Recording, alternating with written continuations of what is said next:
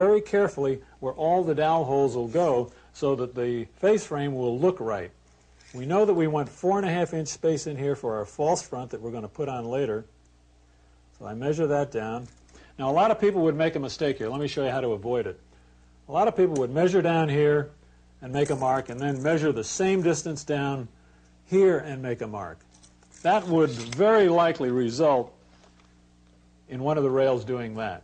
Now, to avoid that, we're going to line the two stiles up across here right next to each other. And you can see I've already made that mark. Then we're going to take our square and mark the two stiles at the same time. That means our rails will stay nice and square.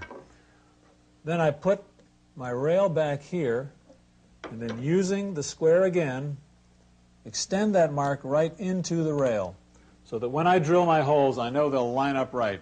And that's the next step. We'll drill the holes now.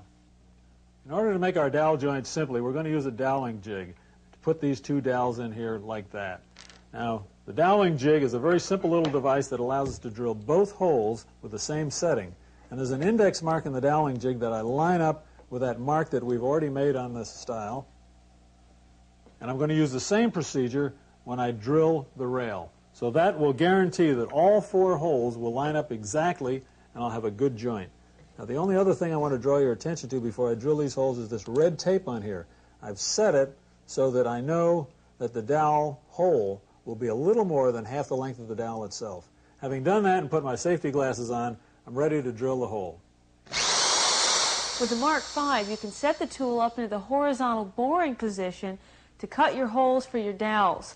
Now, we've got it into position, so what we do, we want to set the depth now. So we line the point up of the bit with the line, lock our quill into position.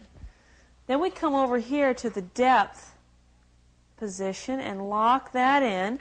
So the depth will go in slightly more than 1/2 the length of this dowel.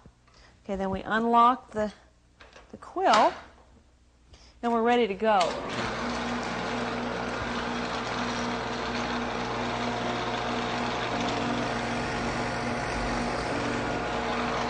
Come down to the next line, line that point up with the line.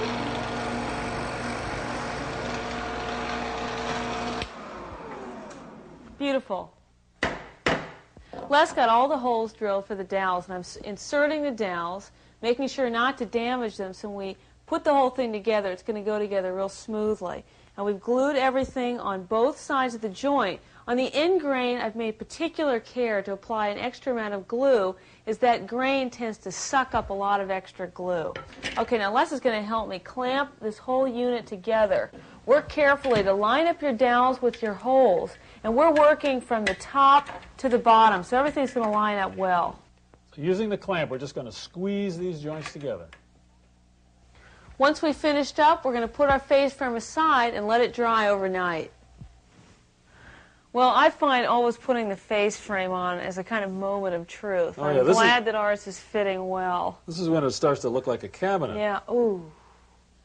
Nice. Yeah, this is beautiful. Now, we want to try and get our edges between our face frame and the carcass as flush as we can.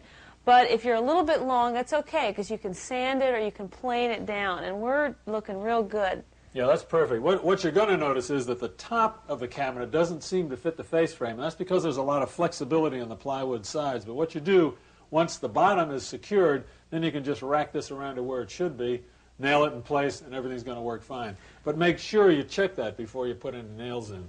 We already glued the carcass, so we've got it glued. And we also want to make sure that the bottom piece of our face frame is nice and flush with our shelf. You ready for this? Yeah. We're going to pre-drill for our nails because the finishing nails might split the oak as we hammer them home, and we don't want that to happen. You want to get another one here? We're going to do the bottom first, then we'll go up on top and get busy. Let me do one over here in this corner. That sounds good. You can eyeball in this measurement. I'm eyeballing about 3/8 of an inch in. Then we're going to nail the face frame to the carcass using these finish nails. When you're doing your nailing, just be sure to nail really carefully so that you don't end up dinging your face frame.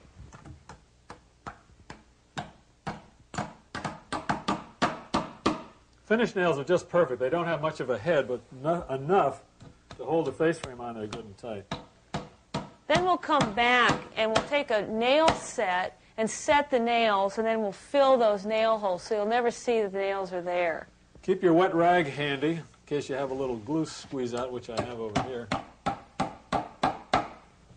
Okay, the bottom's secure. We've got it all lined up right where we want it. Now we'll go up here to one of the top corners. Yeah, I need to pull mine out a little bit. So you want to do yours first? Yeah, okay. I got it. Beautiful. Drop a nail in there.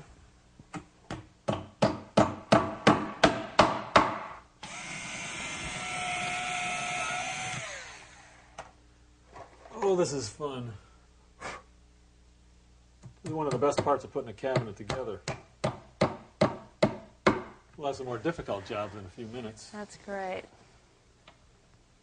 It looks wonderful. Now that we've completed the face frame, it's time to take up the fascinating subject of what to do about our false front and our doors. And I say fascinating because there's such a wide range to choose from, and they're a lot of fun to make. Now, of course, you could go to the hardware store and buy one, but that's not the do-it-yourself way to go. We're going to make our own. And here's some of the choices. Here's a plain piece of plywood. It's the same plywood we made our carcass out of. We simply cover this edge and we got a beautiful door. Good way to go. Here's some solid wood. It's the same wood that we made our face frame out of. It's glued up in a wide stock, and we cut a door out of that. It looks great. Then we can do a very fancy thing. That's a raised panel door. We make rails and stiles, do this decorative edge on it, and cut a little slot in there to accept this panel, which we cut to fit it. The panel is made up of glued up solid wood, and it's made with using simple techniques that you can do yourself, and that makes this little bevel here, slips right into the frame and style. Looks great. Another way to go would be this sort of frame door. It's also rails and stiles, but the rails and stiles are joined using a simpler technique. It's the same technique that we used when we built our face frame, and we simply drop a plywood panel in there, have another beautiful door. To finish making our door, there are a couple more things we need to do. We need to rabbet out right here on the inside to fit our panel, and also along the edges. Our rabbeting is simply an L-shaped cut, and that rabbet on the outside will allow us to fit the door into the space of our face frame and end up with an overlap.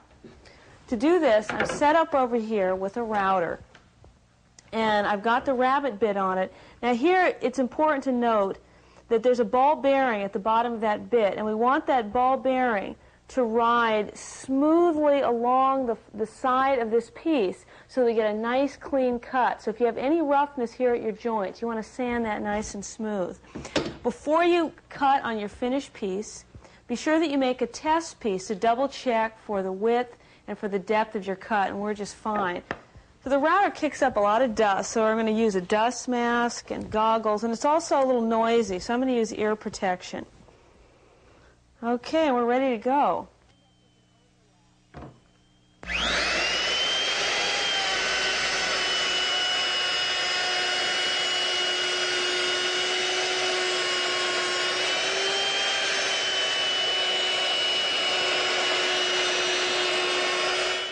I finished doing the rabbeting on the outside edge and on the inside edge. Now I could have used a joiner and a table saw with dado blades.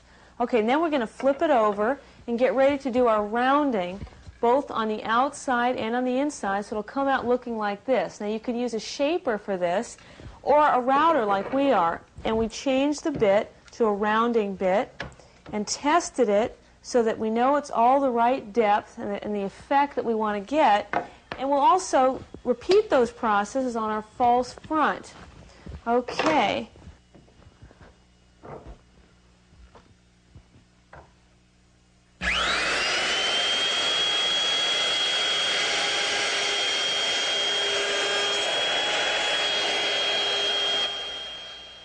Now all we need to do is insert our panel, and I glued along the edge